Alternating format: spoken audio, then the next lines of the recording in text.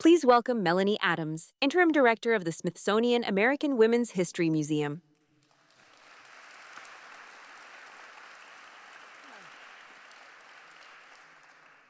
Good evening. On behalf of the Smithsonian American Women's History Museum, I'm thrilled to welcome you as we celebrate Women's History Month.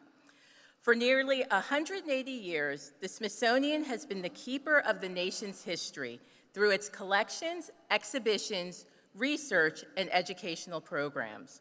Across 21 museums, 9 research centers, and the National Zoo, people turn to the Smithsonian to learn, to be inspired, and to better understand the world around them. The Smithsonian is also a place to look towards the future, to convene important conversations and consider what's possible. One of the more exciting ways we are doing this is through the Smithsonian American Women's History Museum. Even though women make up more than half of the population, less than 20% of English language Wikipedia biographies are about women, and only 11% of stories in US textbooks feature women. Museums can help change that. The Smithsonian American Women's History Museum is on a mission to expand the story of America by uncovering and amplifying the voices of the women who shaped our nation, women whose achievements have too long been overlooked.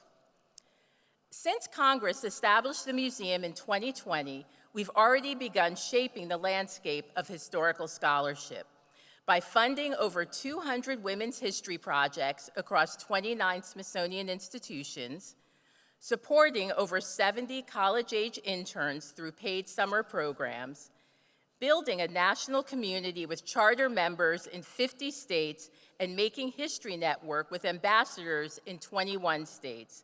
And finally, raising over $71 million in private funding, demonstrating the broad public support.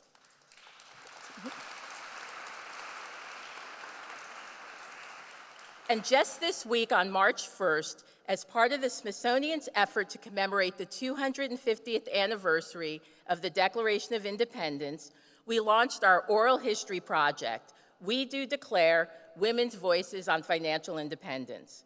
With over 30 recorded interviews, the museum explores how generations of diverse women have experienced a key concept in American history, independence, and looked at when, how, why women have sought financial independence in their own lives. We hope you'll learn more about We Do Declare and more on our website, womenshistory.si.edu. Every single day, women across this country do things that challenge expectations and change the course of history. This museum reflects that same spirit and energy. Thank you.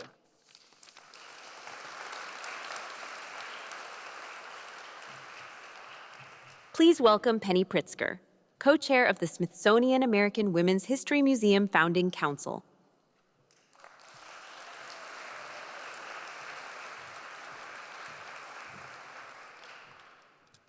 Welcome, everyone. Just take a look around at all the great people who are here tonight. We are so excited to have you. So thank you for being here. Before we begin, I want to take a moment to acknowledge the members of Congress who have joined us tonight. And can I ask you to please stand? And I especially want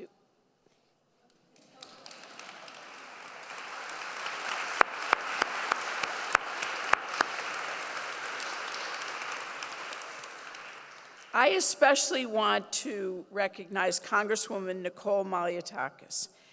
I mean, frankly, she has been our champion of this effort, and without her leadership, we would not be here.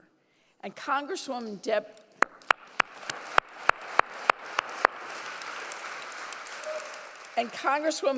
Dingell, a longtime friend, has been a powerful advocate, not just on behalf of the museum, but for women and girls for a very, very long time. Thank you.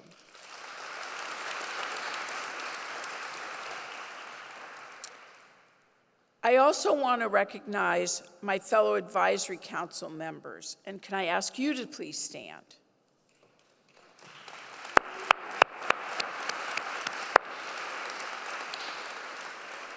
I am honored to work alongside each of you and to have so many of you here tonight. So thank you for being here. You are helping make history.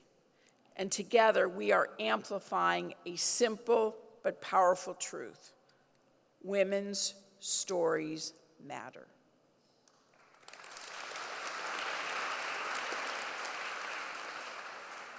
So I joined the Advisory Council because, like many of you in this room, I want to hear the stories of women who built our country. And I want to lift up those stories of the real Wonder Women, whose names we still don't know. We have so much to learn and teach each other. Women like fellow Chicagoan Bessie Coleman, who was the first African-American woman to earn a pilot's license. In her early 20s, she moved to Chicago, determined to become a pilot, only to discover that no American flight school would admit her. None. So what did she do? She did what a lot of women do. She taught herself French, and she went to Paris, where she learned that many schools there were also closed to women. Then she went to northern France, not to be deterred, and there, in 1921, she earned her pilot's license and returned home a national sensation. And Chicago has honored Coleman by naming a road at our O'Hare International Airport, Bessie Coleman Drive. That makes me really proud. And in 2023, she received national recognition through the American Women's Quarters Program.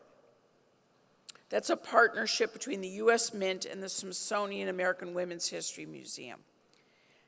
Her quarter is in circulation. I have to tell you, this is a program I am personally passionate about, and for those of you who have not followed it, I highly recommend it. These are quarters. I buy them every holiday season. You can buy a package of 4. I give them to my grandkids, boys and girls, and it's an excuse to tell stories about women like Bessie Coleman or Maria Tallchief or Sally Ride. It's a great idea. Put that one in your pocket. Anyway, we can't change history, but we can and will change the way history is told. And that is what is the work of the Smithsonian American Women's History Museum. We will celebrate the many women like Bessie Coleman who changed American history. And we will tell their stories to future generations so that all of us can better understand the richness of our shared past. That is our goal, that is our mission, that is why we are here. So thank you all for being here and sharing our passion.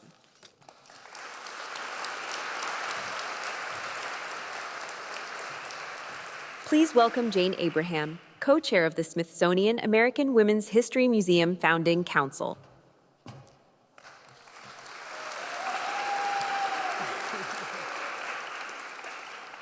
Good evening. Thank you, Penny. I couldn't have a better co-chair. We're very fortunate to be able to work together and appreciate all that you do.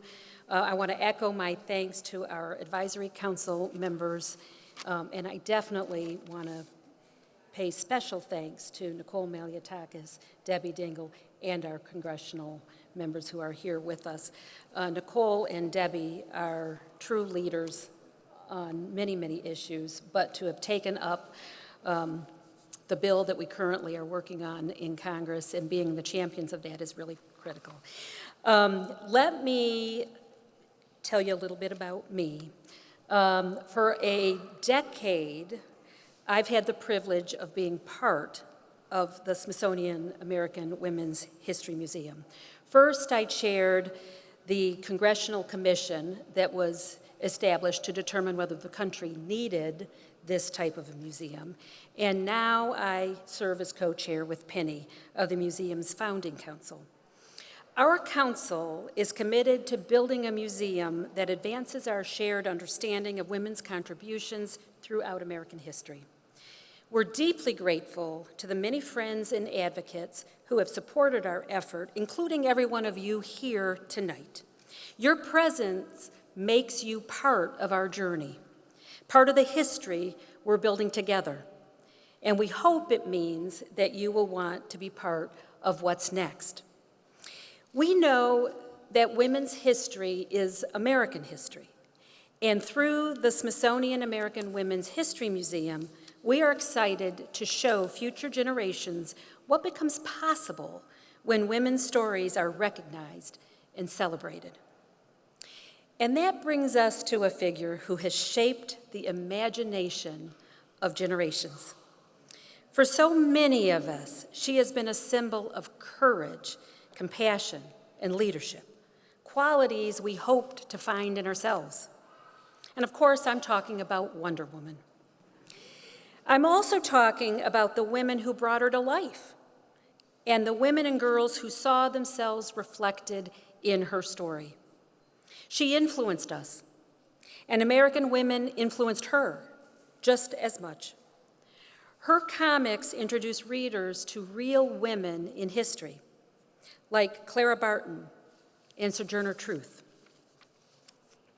These are exactly the types of stories our museum exists to reveal and elevate. Our mission is to create space for women's history on the National Mall in Washington, D.C., where you are sitting right now, in the middle of the Smithsonian museums that are the keepers of our national history. This museum will deepen our nation's stories and inspire conversation and connection and change. But you know, women's history cannot wait for a physical museum. So before our museum opens its doors, we're already expanding America's story through projects and programs that meet people where they are. And tonight is one of those moments. I'm grateful, we're all grateful that you're here tonight. And I look forward to an evening of inspiring conversation, meaningful connection, and new ways of seeing women in our American story. This evening, we'll explore the power of representation, on screen, behind the camera, and as women shaping the world. Featuring a conversation with actress and Advisory Council member Lynda Carter and director and screenwriter Patty Jenkins, this program examines the real-world impact of the Wonder Woman effect and the lasting influence of this iconic figure over the last 50 years. Thank you for being here.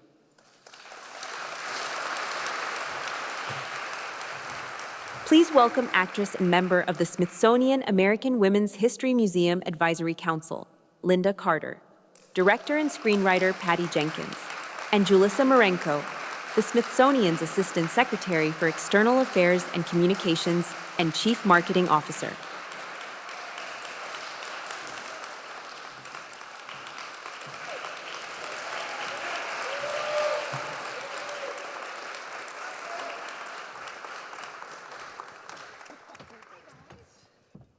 Hi, everyone. How are you today? Is it still raining outside? Thanks for coming out, everyone. Good evening. Good evening, and welcome to the Smithsonian. Welcome, Wonder Woman, to the Smithsonian. Thank you. Hi, I'm Julissa Marenko, Assistant Secretary for Communications and External Affairs for the Smithsonian. It's a pleasure to be here today. Thank you for being here today. We are so excited to be here today to celebrate the Smithsonian American Women's History Museum with our special guest here. So why don't we just get started, because I have a lot of questions for you all, but most especially, why don't we start with the main character that for generations has been a symbol of strength and possibility. From comic books through generations that have highlighted real women in history to the cultural phenomenon that is Wonder Woman. So thinking of Wonder Woman, let me start with you, Lynda. I want to start and kind of hear from you. Let's go back to the beginning, to 50 years ago. And sorry. 50. 50 years ago. We'll go slowly. Ooh. We'll go slowly. Well, so before we get into it, tell us. So it's my understanding you were a singer, an actress, and in pageants, I believe, prior to Wonder Woman. So tell us a little bit about the role and when everything started for you. Well, first of all, I want to thank the Smithsonian for having us. I have enjoyed my connection to the Smithsonian for quite a while now, and I am appreciative of all the effort that goes into the work they do. For those people that visit Washington, it is a cultural phenomenon, and it is something to be reckoned with and preserved, and it's our job to help them do that. Thank you. It was 1941. I wasn't there. And interestingly enough, that was published, the first comic was published the same month that we entered the war. I was not aware of that. And it was written, of course, ahead of the entrance to the war. And that was prescient. There was an idea about Wonder Woman. It is still an idea. It still lives within us, and it lives right here. Every woman understands that piece of us.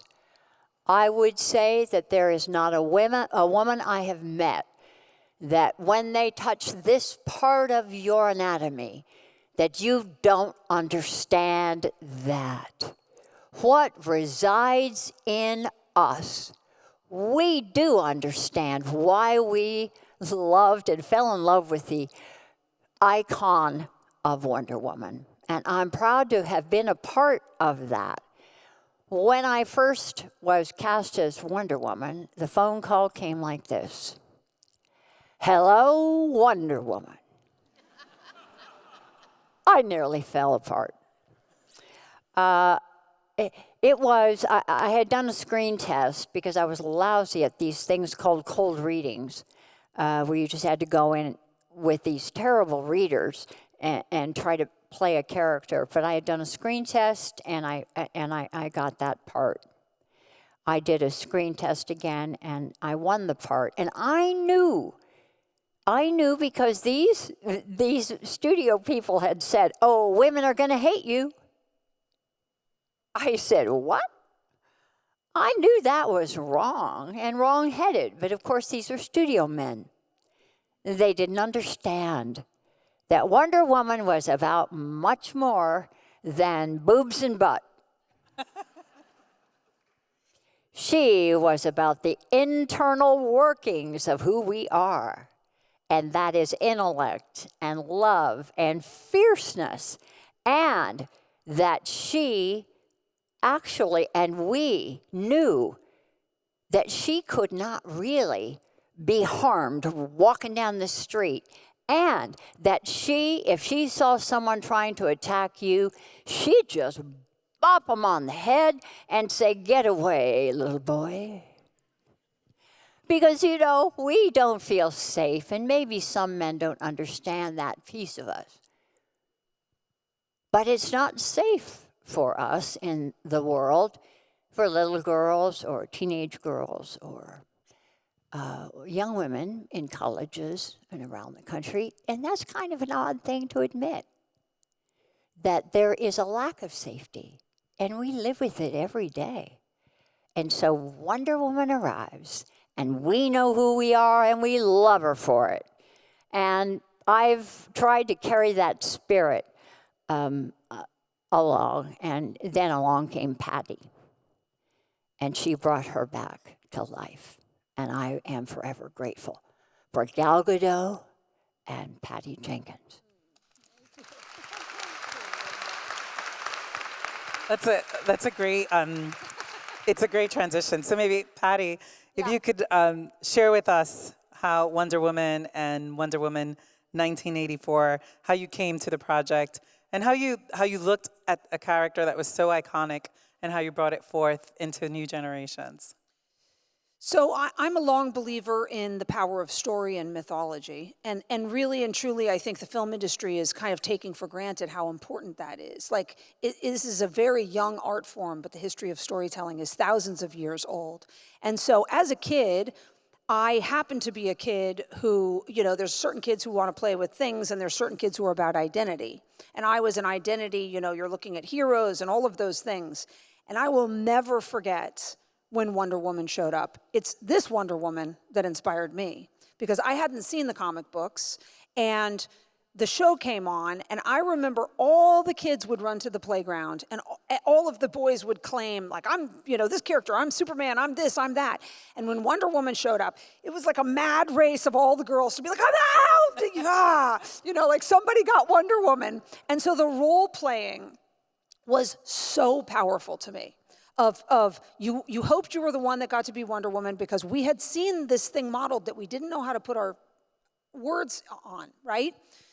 But the idea that I was a contender in the world and saving people and look like Lynda Carter was all like in my head, very powerful.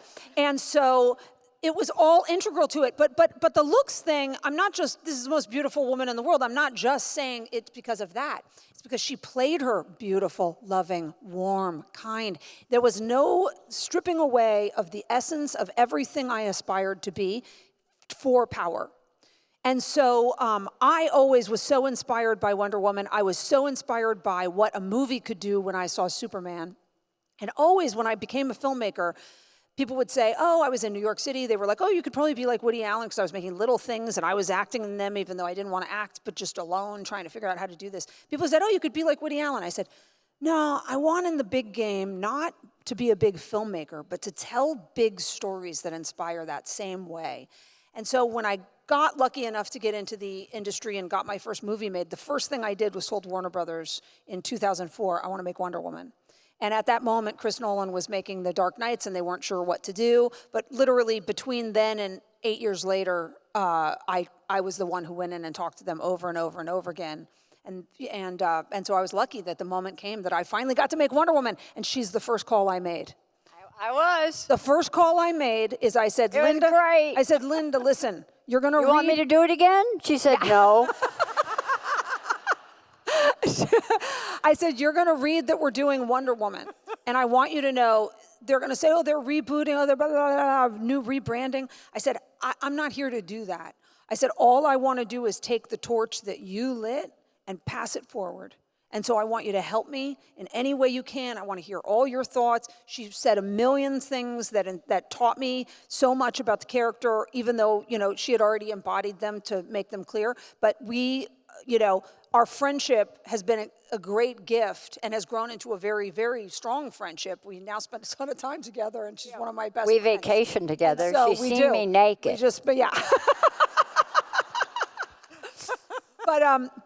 But what an incredible friendship, too, to be able to say, like, wow, you inspired this thing in me, and then you were such a partner on helping me bring this beautiful thing you brought to life forward.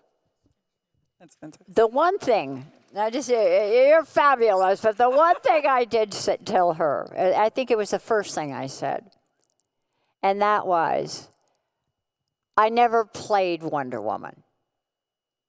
I never played Wonder Woman. I only played Diana.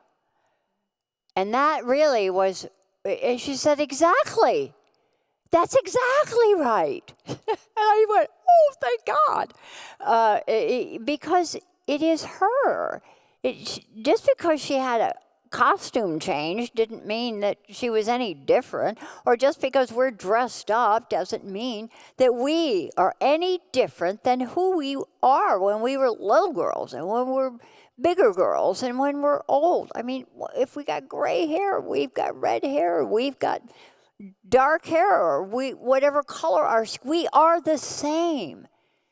And that's what she understood from the very beginning, was the essence of that fierceness that we hold, of the shyness that we hold, of the insecurities that we hold, or of the wonder that we truly hold and the curiosity that we hold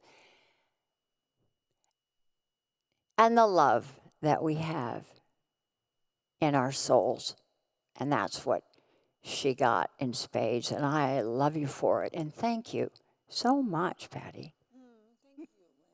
Thank you. Backstage they were having a hoot together. It's all very real. It's amazing to see this friendship. It's a romance. It's a romance. That's right. So it's clear that this role transformed both of your lives. How do you think you transformed the role? I think I learned. I heard that the spin, which I'm certain many people in this room have done, or at least I have a couple of times, maybe tonight, was inspired by you. Is that correct? Yes. The special effects, and it was, special effects were having trouble with it. They put me on a Lazy Susan. I swear, with a rope. And they were going to spin it.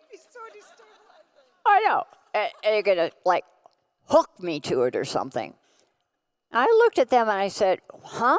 And I said, well, what about if I just did a pirouette? If I just spot. I'm a dancer, or I was a dancer. And I wouldn't try it now, but yeah, I said, what? Huh? What? Huh? How about this? And they went, ooh, that's pretty cool. And so I did invent the spin. I didn't invent the pirouette. But the Wonder Woman spin I did, and I'm very proud of it.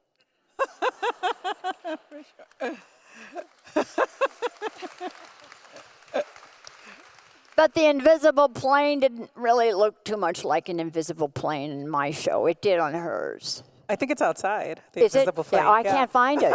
That's right. How would they know? I'm donating it to the Smithsonian. That's great. So, Patty, how do you create and work on a film and still stay true to the essence of the initial character? And tell us a little bit about your inspiration there. Well, it's lucky. My first film was about a real person, and as a result, it was such a people would ask me whether I was nervous on my first movie. I was like, there was no time to be nervous. These were real lives, right? And so every day I was like, how do I best live up to this person's one chance to have their story told and these victims' one chance to have their story told? And so Monster with Charlize Theron was my first movie. You won an Academy Award for it. And thank you guys, thank you. But anyway, I felt tremendous complexity of that story as a weight on my shoulders. And interestingly, in a way, it was the perfect preparation for this because people didn't think a Wonder Woman movie could work. There were very low expectations. And so from day one, I had on my shoulders, this is her one shot. And like I would say, when people are like, well, what's your Wonder Woman going to be like? I'm like, I'm not doing my Wonder Woman. I'm trying to make the best Wonder Woman movie that can be made. And so, anyway, the thing was taking all of those values, trusting myself, trusting the fans, right? And I felt like my job was both to try to be an artisan filmmaker and to really make a great film, but also to defend to the end Wonder Woman from people who didn't know Wonder Woman. And I literally would get into arguments with the studio, and I would be very frustrating to them.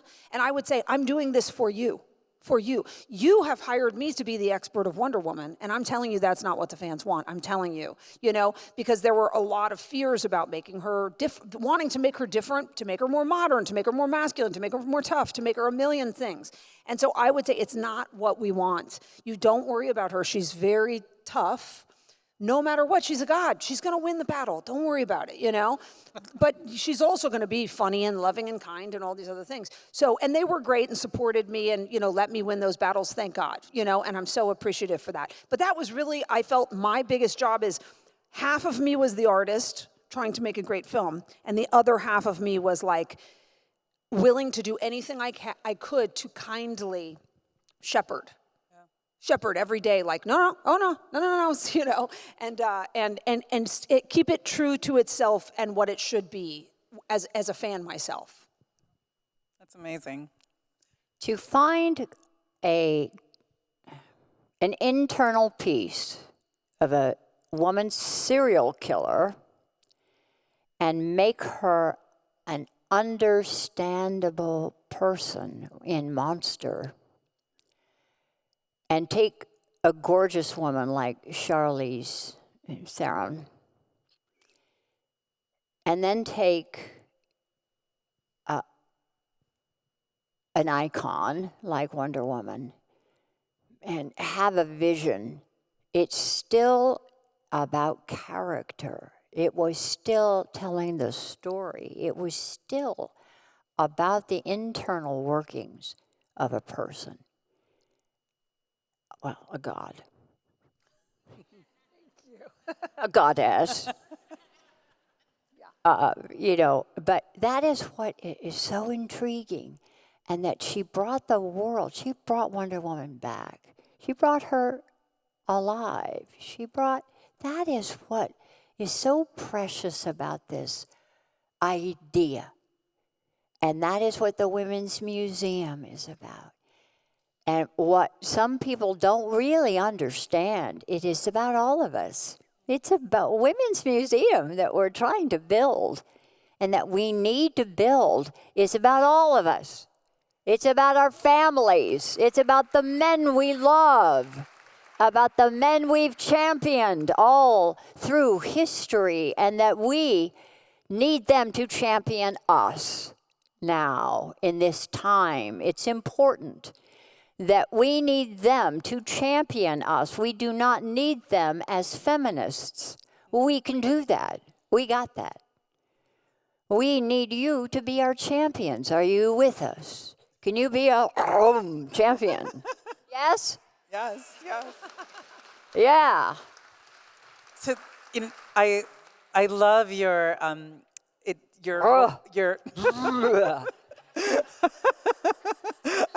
I love your romance and your relationship. We are I really do. romanced. Yeah. I tell you, we were literally on vacation together again this Christmas, We were. And I actually didn't even tell you this, but I had this magical moment of my own because we know each other pretty well now. We were having a great time, having so much fun. And at one moment, we were sitting on a boat together, and I thought, if you told me that like the good witch Glinda Wonder Woman would become my friend, like every once in a while, you're like, what? That's crazy, man. Like you told me as a kid, but also little known fact about Lynda and I, you told me this. You figured it out there on our first phone call. We have the same birthday, same birth time, same time zone. How weird is that? 20 years apart. Isn't that? See, we're not supposed to say that. That is weird. But isn't that weird? We're born within minutes of each other, exactly the same everything. And so how There's so many things we have in common. I mean, you just can't even believe. Oh, well, of course. No. Well, of course Oh we yeah, like no, salt. we're Of course we like this. You had a bad of week, course. I had a bad week. You had this and so there's something strange going on that we were both given this responsibility together, of Wonder Woman. But very strange. So in addition to each other, what other women in your lives have inspired you just the same?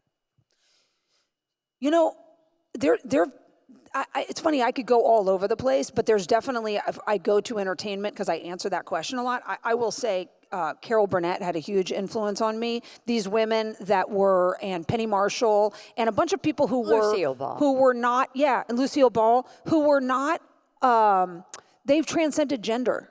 They were just out there being awesome, doing awesome things. And so I think having that modeled for me young, people even say to me like, how did you have the courage to be a woman director? I was like, it literally never occurred to me. I thought this was over. I was living in the East Village. I thought that we'd gotten there, And so, so those people modeling for me, like woman or no woman, they're just great entertainers and doing great things,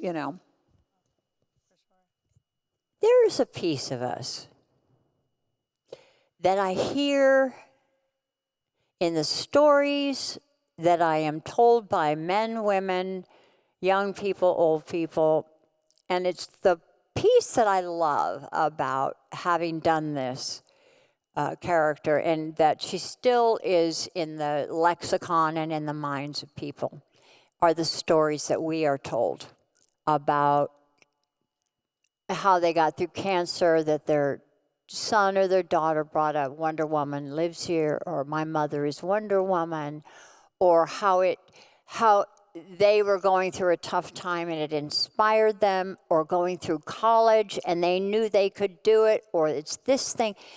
And it could be this much of an influence in their life. But what it was this breastbone that lives in us, where we do understand one another, and that it is our vulnerability in the world. It is what we fight for. It is to be seen, to be heard. It is not for power and control. It is to be seen and to be heard and to be part of the equation of what happens to us in our lives. That's it. We are who we are, and we have a lot to say. Sorry, guys. We do, and it's about being heard and reckoned with, and also to bring you all along, to bring everyone along with us, about community and about kindred spirits. And that's you and me. Very true. One friend, right? If I had a choice, what was it's the lyric? I just did a song with Dan Seals called One Friend, and I played it for her. Dan Seals passed away, and we're doing a duet series. And if I had only one friend left, I'd want it to be you. Right? And that's what we all strive for in our lives, is that connection with one another. And I think that's a lot about what you do in your storytelling. And I've watched all your films many times over, just to watch what you do with a camera. And I've learned so much from you that I never knew I needed to know.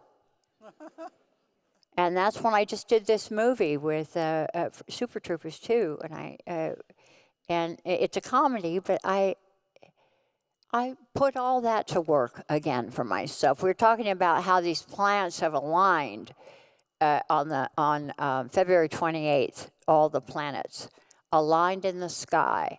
I don't know if you can look it up, but all the planets aligned, and there's such a shift. And it was right at the time war was declared. But there's some great shift that has happened, and we've been talking about it. In cosmic shift, and I kind of believe it, all that stuff has some effect on us. If it can, Why not? I hear you. Yeah. So I want to transition a little bit to, and I bet you there's women.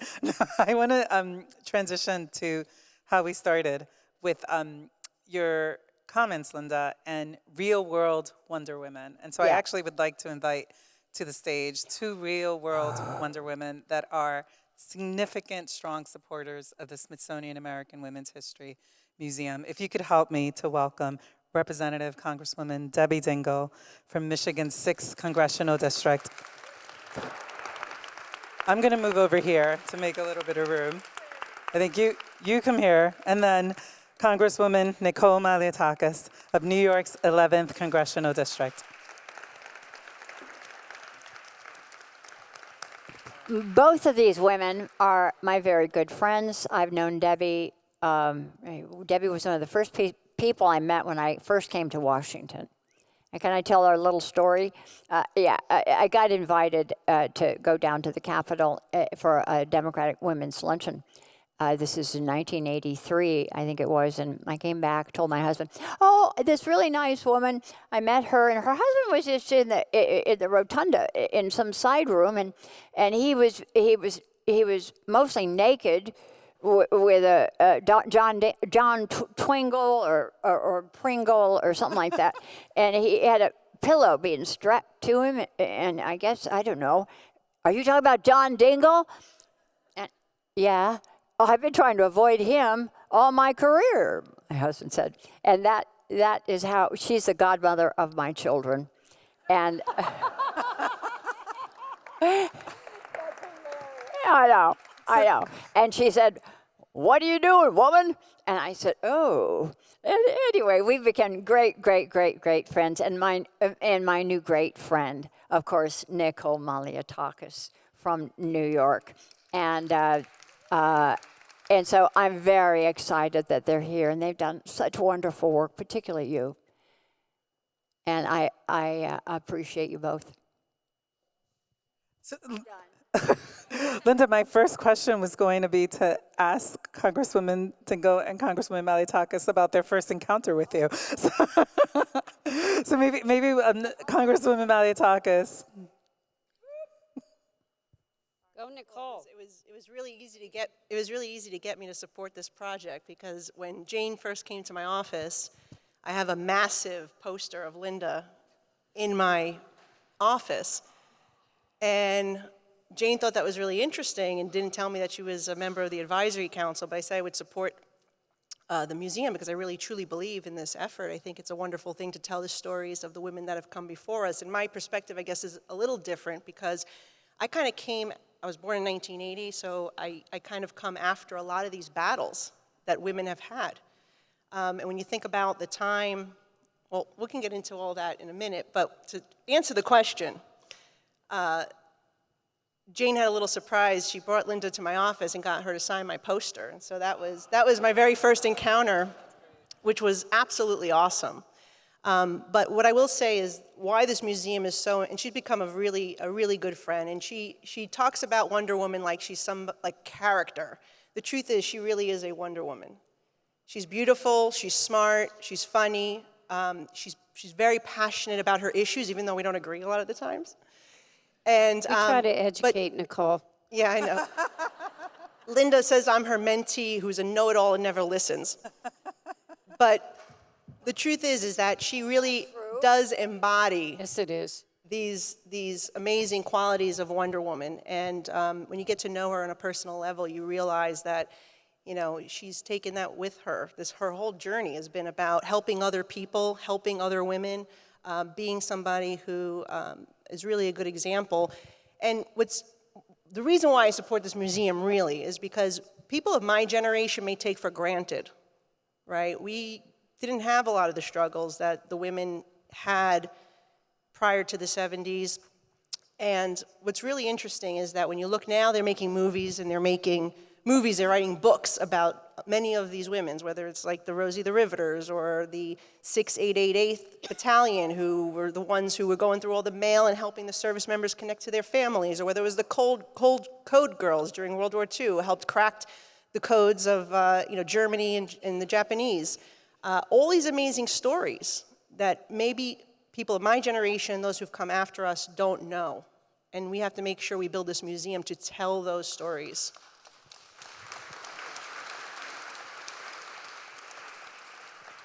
Congresswoman, when was your first encounter with the character Wonder Woman?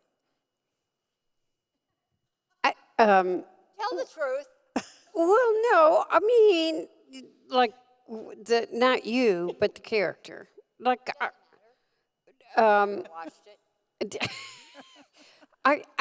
I knew who Wonder Woman was, but I mean, to tell you the truth, now I'm about to really, I was a Catholic girl in boarding school that wasn't allowed to watch TV. Wow. So everybody told me how great Wonder Woman was, but I really didn't know how great Wonder Woman was until I met her and she became my friend. And she really is a Wonder Woman. She knows. She drags me to, Lynda has taught me how to wear makeup. She's tried to make me dress better. She has tried to make me go to movies. Has she taught you how to pose for photos like she has to?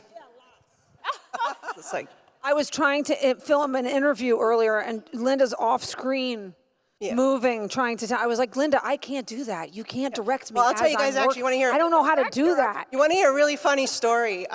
So Lynda and I were somewhere, we were taking photographs, and she says, she was teaching me how to, you know, when you take a photo, she gave me modeling tips on how you kind of turn, and you're supposed to, like, you know, stick your neck out so you don't have the double chin, you stick your neck out, and you look thinner. It actually does work, believe it or not. It's a very good tip, but the problem is, I tried to, you know, in my real life, I take a lot of photographs, and I was delivering turkeys on Thanksgiving, and we're taking photographs with the turkey, and like, every time I would take the photo, I would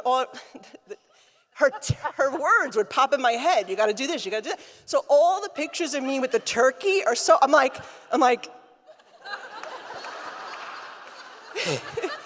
it's like the most awkward, it was so funny. But now I got it down a little bit, so.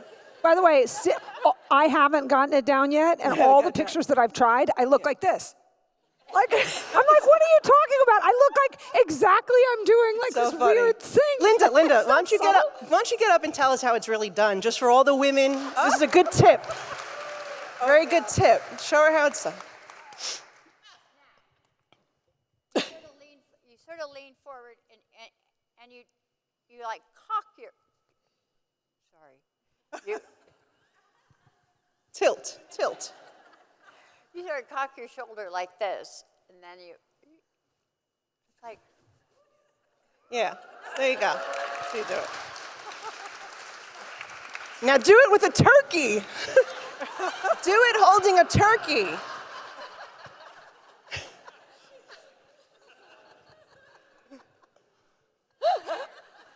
Give me a turkey. It's getting really hard to have follow-up questions. It's getting really, really hard for me. We have a lot of fun. It's obvious. So, you know, one of the things, maybe transitioning a little bit to the museum, I don't know what to do with that. I haven't known what Trying to to do teach a with it guy is since I really met her. weird. Sorry to take us off No, track. no, you're good, you're good. I think that was a No, life- it's an that was important, I think it's That was great. a life I can't believe you skill. told that story. It's a great story, and you gave them a real life tip that they can use in their real world. So I do want to dovetail on Congresswoman Melitakis's point, specifically as it relates to the building of this museum. And so in thinking about the building of this museum, focused on women's history, what are some of those stories that you would like to see, that boys and girls, that men and women can see from across the country whenever they walk in through those doors? Are there any stories that come to mind? I mean, there's so many, but I will, specifically to my district, we have a group of amazing women. There's only one, actually, who's still alive. In the 40s and really most of the 40s, they were treating patients with tuberculosis, and they're known as the Black Angels. And they were nurses, African-American nurses, who could not work in other places throughout the country because of segregation. They could not get jobs. And so they volunteered during the height of tuberculosis to come to New York City, where they treated and put themselves at great risk to care for people. And actually, they were there during the entire trials, and they developed the cure, or the treatment for tuberculosis. And it happened in my district, and I always honor these women whenever I have the opportunity to do so, and I tell their story whenever I have the opportunity to do so, because I'm sure many of you, if not all of you, have never heard of them. And yet that's a story that I would love to see in this museum one day, and that inspires me greatly. And there's a great book about them as well that's just incredible to talk about what they went through and how much they contributed in this country when they didn't even have equal rights, what they did to treat fellow Americans without even having equal rights in this country. So that's a very inspiring story.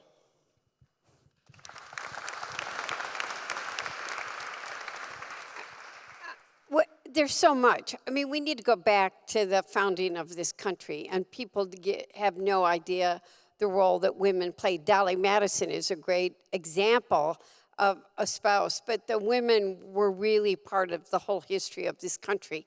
The women that I am very lucky and have become very close to are the Rosies the Riveters, who Lynda has met. My district, Jane's got them. Jane's been my friend for a long time. You know, when Jane Abraham and Lynda Carter yell at you, you have no choice. But this is really important. But I'm lucky that I have known many of the Rosie the Riveters. I've been to like 10 100th birthday parties. And but there are a lot, I mean, unfortunately, I'm going to funerals right now too. But these women have such spunk. And so when you hear them talk about what it was like when they went, and the stories, they tell you the real stories. They have no filter. They are not politically correct. Debbie Stabenow, who's a woman senator from Michigan, first woman senator, was with them one day, and I don't think she ever recovered from some of the things that they said, but they're such an important part of our history. But there's so many during the Civil War, and there are women whose stories have never been told that are such a part of our history, and the women didn't get the credit.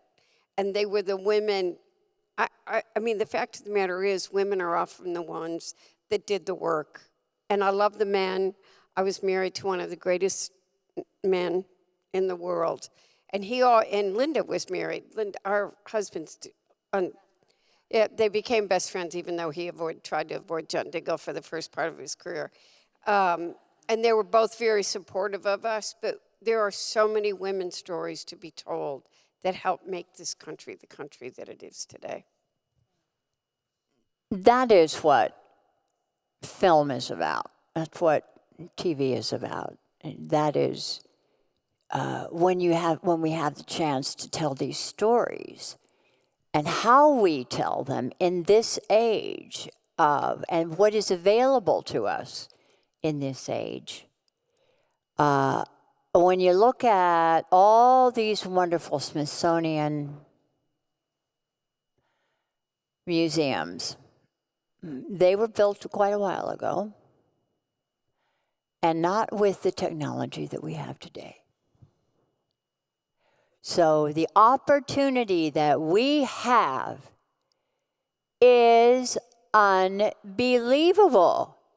What we can do with a museum today to bring alive the real stories of the culture of the time without any adulteration, with the true understanding of what it took for just a day in the life and how women managed to cook and clean and this and that from every station of life, and how the West was won, and how the wars were won, and how the dead were cared for, and how the wars were done, and what the camp followers were, how the people were fed during these whole campaigns. What happened? Who organized it?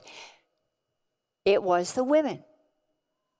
It was the women that took care of community, that brought people together, that organized all these things, that built the communities, the villages.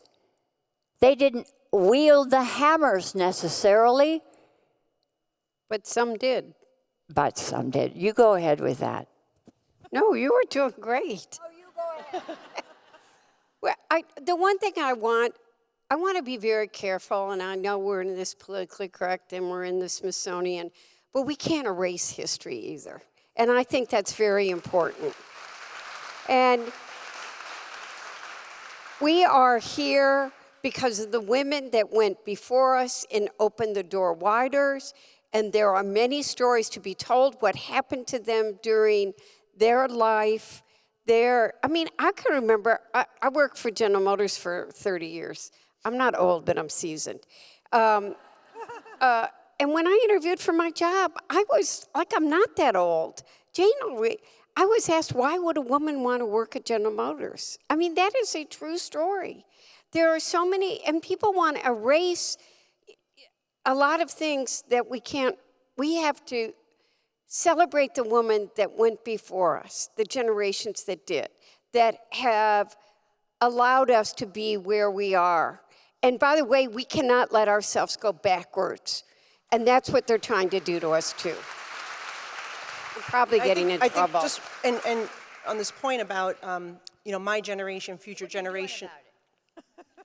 This generation, future generations, what I think is really incredibly important is that we recognize that when Wonder Woman came out on television, women could not get a credit card without having a male signing.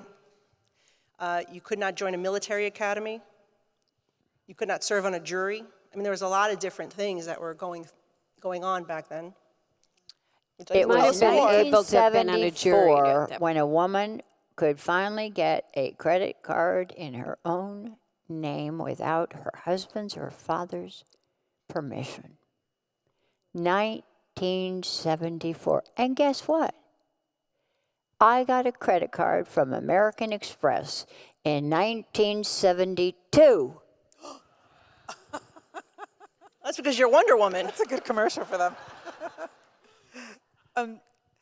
Patty, and this maybe it's a good transition also in thinking about this. You've previously stated that Wonder Woman invites you to see the hero in yourself. Am I stating that correctly? Yeah.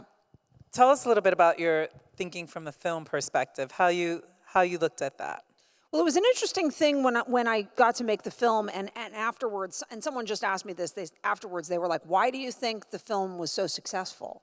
And afterwards, a lot of people were saying, a woman, because they wanted a woman, blah, blah, blah, all of this. And I was like, okay, well, that's 50% of the population, so I don't think that it's just because a woman made a movie and a woman starred in it is what it is. But really, the answer was, although I was happy they did have a woman direct it, and I'm grateful that I got to be the one, it's the hero's journey.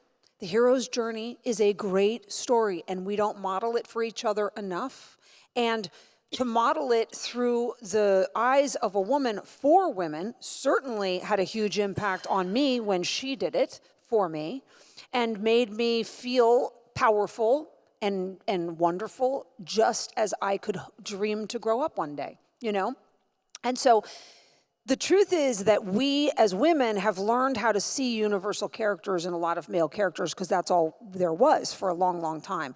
But actually just to add to that, heroic characters of all kinds so that all kinds of people can see themselves modeled and see that all kinds of differences, everybody has a hero inside of them regardless, And so I was so honored to be a part of modeling, making a heroic choice. And even, by the way, it did it for me, making the movie every day.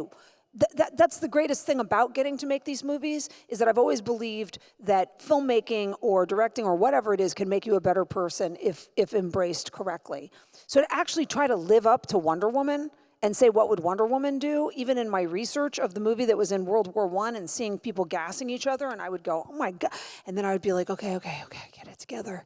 Don't hate mankind. Because sometimes you really are like, what the hell are you guys doing to each other? But it's like being inspired by Wonder Woman to say, no, I have to have faith and believe and forge ahead and believe that the majority of people are good and fight for them and fight to make the world a better place. And so she's inspired me and taught me. Literally, Lynda has every day, but the character has as well for both of us.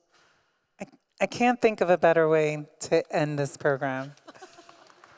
Ladies and gentlemen, please join me in thanking Wonder Woman and Wonder Women.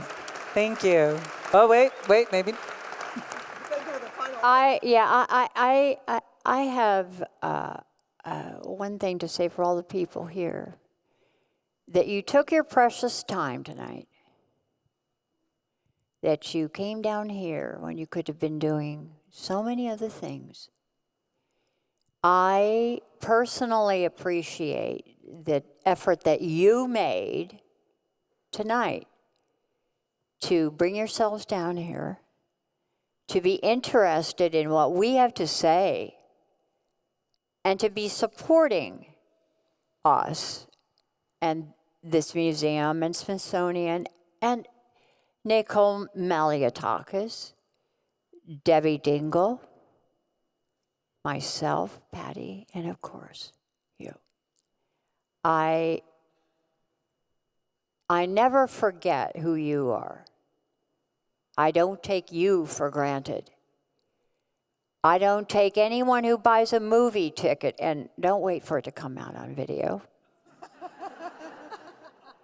Go to your theaters, it's worth it. But we need you. We need you. We need you to do what we do. In order for my music or my work or for their work to mean anything, we need for you to make the effort and not leave it up to your neighbor to go knock on doors. Don't leave it to other people to do it. It's up to us, each one of us, not to be raging on social media in some anonymous way that just hurts people, but to do something positive and forward moving in our lives that actually brings the joy of the gift of giving. And that is the secret to life. It is the guilty pleasure that you receive when you actually give a hand up. You actually make an effort to change things in a way that improves the lives of other people. It is a guilty pleasure. And however that manifests itself in your life, whether you're shy or you're fierce, and it can be at any moment, we can be all those things. But to me, in my life, and whenever that ends, it is what I hope to leave and what we hope to leave in our wake. And I think it is what we all hope to leave in our wake as we move along through this journey. And I want to thank you for your time to be with us tonight. Honestly, from the bottom of my heart, I thank you for certainly showing up tonight. Thank you. Thank you.